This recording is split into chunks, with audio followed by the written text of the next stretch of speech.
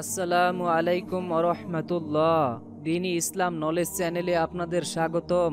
আজ আমি আপনাদের সঙ্গে আলোচনা করব রোজার মুখে ইফতারের সময় সূরা ইখলাস 3 বার পড়ে আল্লাহর কাছে যদি ক্ষমা চান, পরিবারের রিজিকে বরকত চান, ইনশাআল্লাহ ইফতারের সময় দোয়া কবুল হয়। আপনার দোয়াও কবুল হবে, আপনার ভাগ্য খুলে যাবে, জান্নাত লাভ হবে।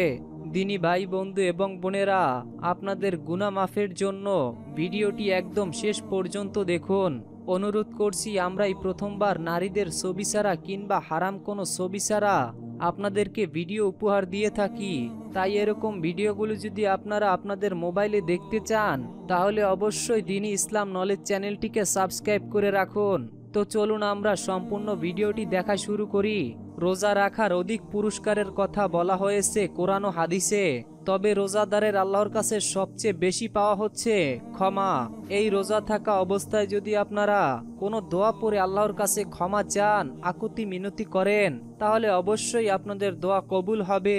হযরত আবু হুরায়রা রাদিয়াল্লাহু তাআলা আনহু হতে বর্ণিত, নবী করিম সাল্লাল্লাহু আলাইহি ওয়াসাল্লাম বলেছেন, আল্লাহ তাআলা বলেন, মানুষের প্রতিটা কাজই তার নিজের জন্য, তবে রোজা ছাড়া। রোজা হচ্ছে আমার জন্য, আমি নিজেই তার পুরস্কার দেব। আর রোজাদারের মুখের দুর্গন্ধ আল্লাহর কাছে এতটাই প্রিয় যে মিশকের ঘ্রাণের চেয়েও বেশি সুগন্ধযুক্ত। সহিহ বুখারী শরীফের হাদিস। সুবহানাল্লাহ। এই হাদিস থেকে আমরা বুঝতে পারি যে রোজা যেহেতু আল্লাহর জন্য এবং এর পুরস্কার আল্লাহ তাআলা আমাদেরকে কি দিবেন সেটা একমাত্র আল্লাহ তাআলা নিজেই জানেন। তবে আমরা যদি ইফতার সামনে নিয়ে ইফতারের সময় মহান আল্লাহ পাক রব্বুল আলামিনের পবিত্র কোরআনুল কারীম থেকে একটি সূরা পড়ে আল্লাহর কাছে দোয়া করি, আকুতি মিনতি করি, তাহলে অবশ্যই আল্লাহ তাআলা আমাদের দোয়া কবুল করবেন এবং ইফতারের সময় দোয়া কবুল হওয়ার সম্ভাবনাটা খুবই বেশি থাকে। এই সময় আমাদের যা প্রয়োজন তা যদি আমরা চাই মহান আল্লাহ তাআলার কাছে, অবশ্যই আল্লাহ তাআলা আমাদের ফিরিয়ে দিবেন না, আমাদের দোয়া কবুল করবেন, আমাদের মনের আশা পূরণ হবে, জান্নাত লাভ হবে, গুনাহ মাফ হবে। আবু সাউদ খুদরি রাদিয়াল্লাহু তাআলা আনহু বলেন, আমি নবী করিম সাল্লাল্লাহু আলাইহি ওয়াসাল্লামকে বলতে শুনেছি, যে ব্যক্তি আল্লাহর সন্তুষ্টির জন্য একটি সিয়াম পালন করবে, আল্লাহ তাআলা তার মুখকে জান্নাতের আগুন থেকে 70 বছরের রাস্তা দূরে নিবে। সুবহানাল্লাহ, সুবহানাল্লাহ। রোজা পরকালে আল্লাহর কাছে সুপারিশ করবে। আব্দুল্লাহ ইবনে ওমর রাদিয়াল্লাহু তাআলা আনহু হতে বর্ণিত, রাসূলুল্লাহ সাল্লাল্লাহু আলাইহি ওয়াসাল্লাম বলেছেন, রোজা ও কোরআন বান্দার জন্য সুপারিশ করবে। রোজা বলবে, হে আমার প্রতিপালক, নিশ্চয়ই আমি তাকে দিনের বেলা পানাহার ও স্ত্রীর সহবাস থেকে বিরতি রেখেছি, সুতরাং তার ব্যাপারে আমার সুপারিশ কবুল করুন।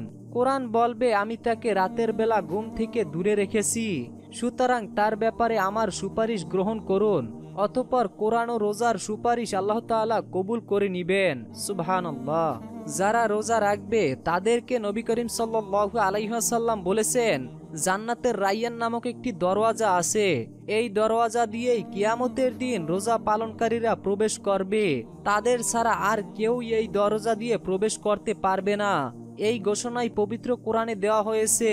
রোজা পালনকারীরা কোথায়? তবে তারা দাঁড়াবে, তারা ছাড়া আর কেউ এই দরজা দিয়ে প্রবেশ করতে পারবে না। তাদের প্রবেশের পরই দরজাগুলো বন্ধ করে দেওয়া হবে, যাতে এই দরজা দিয়ে আর কেউ প্রবেশ করতে না পারে। সুবহানাল্লাহ। প্রিয় দিনী ভাই ও বোনেরা, এখনই আমি গুনাহগার সূরা ইখলাস আপনারা ইফতারের সময় কিভাবে পাঠ করবেন, কিভাবে পাঠ করে আল্লাহর কাছে দোয়া করবেন, এখনই বলে দিচ্ছি, ধৈর্য ধরে ভিডিওটি শেষ পর্যন্ত দেখুন। আল্লাহ তাআলা রোজাদারের দোয়া কখনো ফিরিয়ে দেয় না। আবু হুরায়রা রাদিয়াল্লাহু তাআলা আনহু হতে বর্ণিত, রাসূলুল্লাহ সাল্লাল্লাহু আলাইহি ওয়াসাল্লাম বলেছেন, 3 ব্যক্তির দোয়া কখনোই ফিরিয়ে দেওয়া হয় না, কারণ তারা যখন দোয়া করে সেই দোয়া মেঘের উপরে চলে যায়। তার ভিতরে 1 নম্বর হচ্ছে রোজাদার। তো আমি এখন আপনাদেরকে সূরা ইখলাসটি বলে দিব। তো সূরা ইখলাসটির আমল আপনারা কিভাবে করবেন? সর্বপ্রথম আপনারা দুরূদ শরীফ পড়বেন।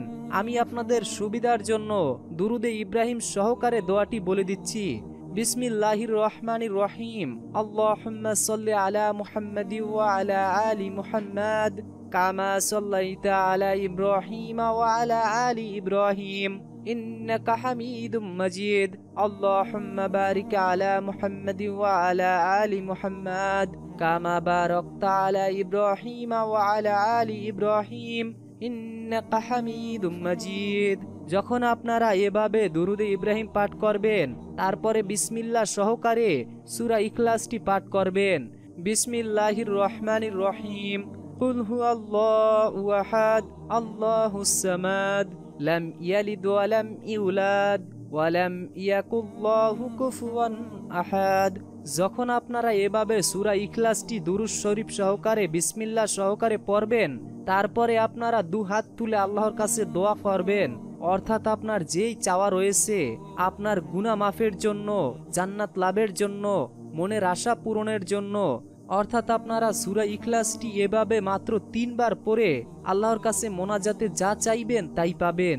আপনাদের দোয়া ফিরিয়ে দেওয়া হবে না, অর্থাৎ আপনাদেরকে কিছু না কিছু দিবেই অবশ্যই।